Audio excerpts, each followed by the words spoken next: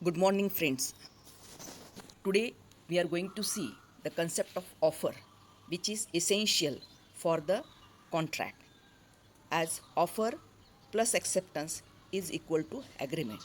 An agreement which is enforceable by law is called the contract. Here I am Pratibha Chauhan, Associate Professor, Sri Shivaji Law College, Parbhani. The term offer is derived from the Latin word offeri, which means present or provide. Term offer is used in UK, but term proposal is used in India. So proposal is synonymous term to the offer.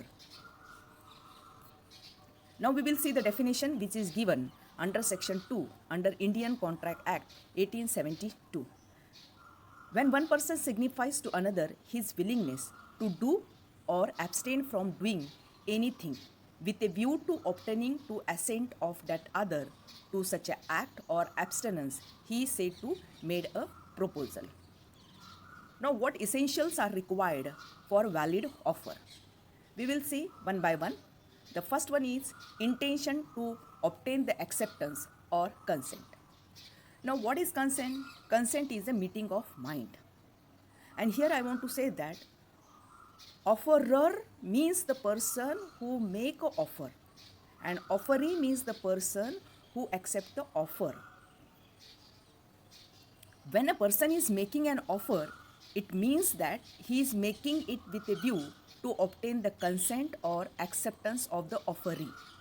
As soon as the offeree accepts it, the offerer is bound by his term.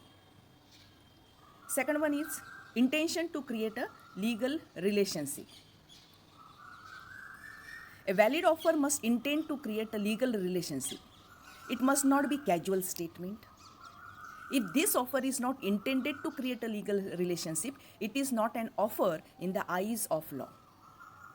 Some offer are a social offer, religious offer, or the moral offer. So there it doesn't create any legal relationship, and that's why it is not called as a valid offer.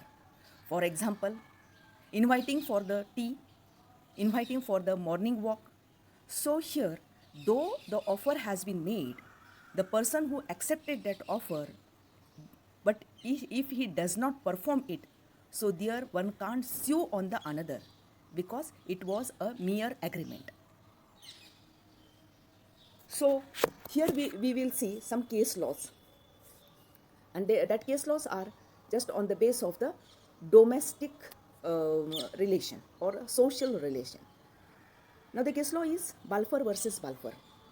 So this case law is between husband and wife. Here the both couple, Mr. Balfour and Mrs. Balfour, they decided to go for the vacation. The husband was having the government job in Ceylon, and they want to go on the vacation in England. So he took the leave and they went. They stay a week in England, and thereafter, at the time to return to Ceylon, his wife was unable to travel. So the doctor advised them to take a rest in England.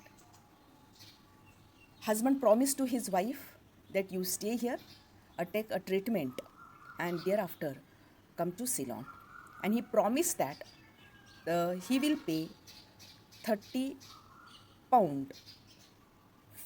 monthly to his wife for the maintenance, that is for taking the treatment. But when the husband he came to Ceylon, so he absolutely forget about sending the money to his wife. When she managed and she came to Ceylon, so the wife sued to her husband. There, the court has not made husband liable because the court say that it was there in the offer which the husband made, there doesn't create any legal relationship.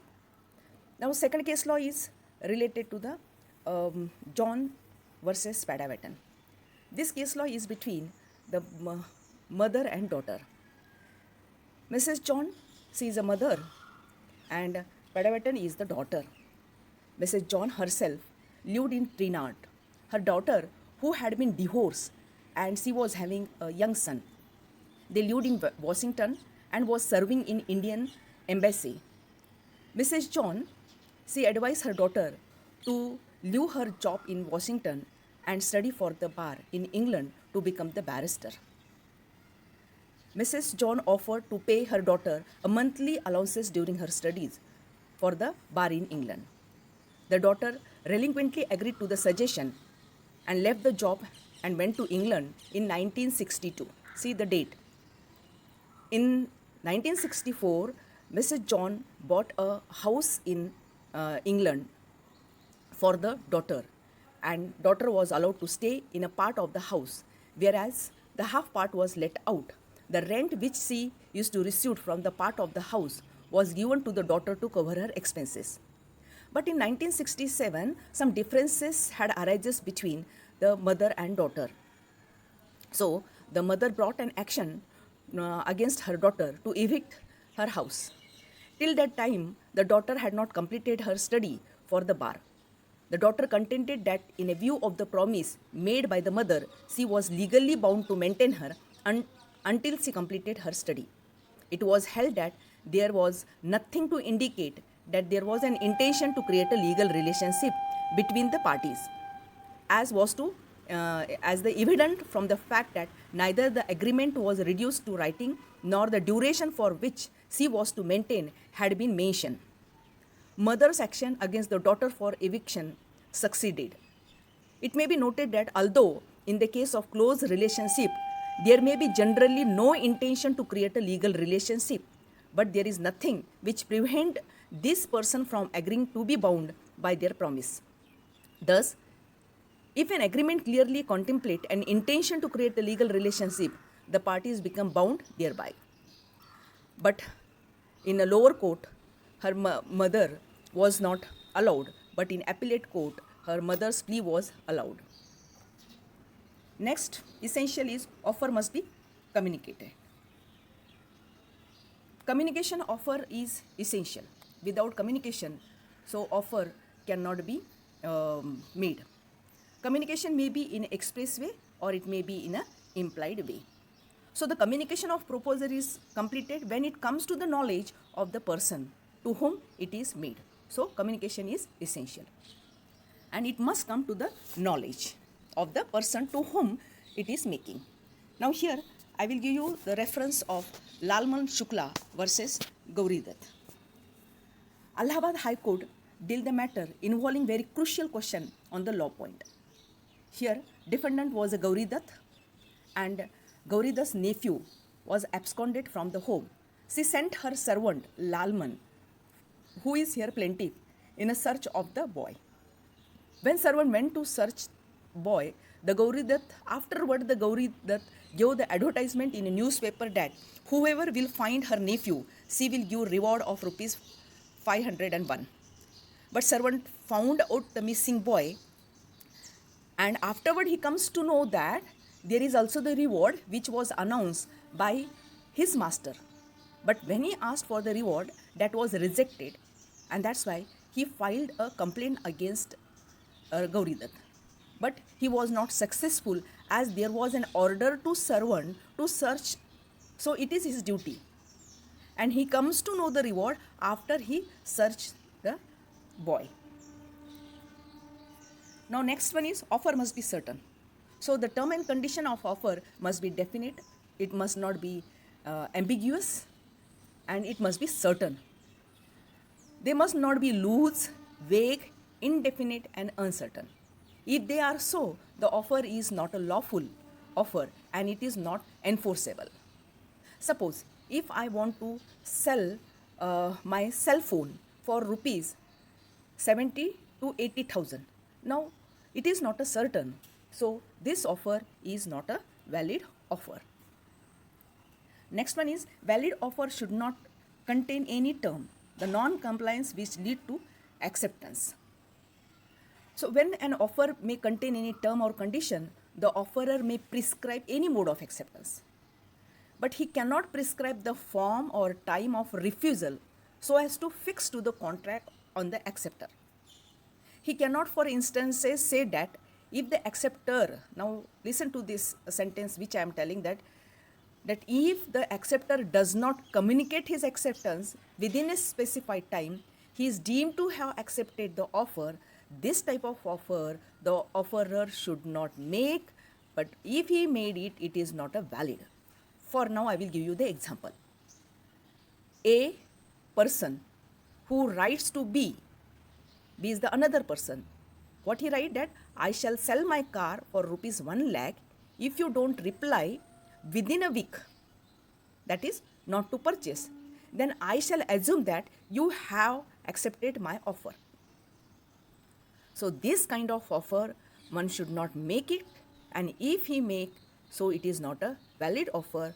You can go through the case law Feldhaus versus Binley. Next one is offer must be made with a view to obtain the assent. Assent is nothing but it is a consent only. As I told you that meeting of mind is the consent which is given under section 13 under Indian Contract Act. An offer to do or not to do must be made with view to obtaining the consent or assent of the other party. Suppose if there is a mere inquiry, so that is not called as the offer. Next one is offer may be conditional. The term of the proposal may be conditional. The offerer is free to lay down any terms and condition in his offer. So that kind of condition may be that kind of condition is valid. If the other party accept according to the terms and condition which is made by the offerer, so then it is a contract will be completed. For example, A makes an offer to B that if he pay in advance, then only he will deliver the goods. So advance is the condition which is made by the offerer. So it is a valid offer. Next one is offer may be specific or it may be the general, or the offer must be addressed. When the offer is made to a specific or ascertained person, it is known as specific offer. For example, A offered to sell his car to B only for rupees 1 lakh. So this kind of offer is a specific offer which is made to the B. Next one is the general offer. So general offer is the offer which is made to any particular person but to the public at large. It is known as the general offer. Here I have shown you the picture that suppose if any person who had made or offer to give reward to anyone who find the lost dog, so it is a general offer. So this general offer will be deemed to be accepted by anyone from the society who actually find the lost dog. Next one is offer is different from invitation to offer. So where a party without expressing his final willingness proposes certain terms on which he is willing to negotiate, he does not make an offer. He only invite the other party to come and make an offer. So that is called as the invitation to offer. So here I have shown you the picture that inviting the person to an auction sale, a catalog of book or a goods, hotel menu card, railway timetable. So it is an invitation to offer.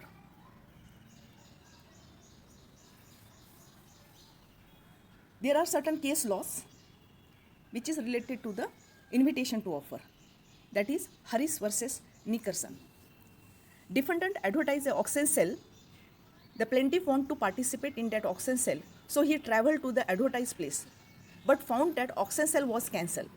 So he claimed defendant to recover the expenses of travelling allowances, but it held that by the court he was not entitled for the same, as there was not a contract between them.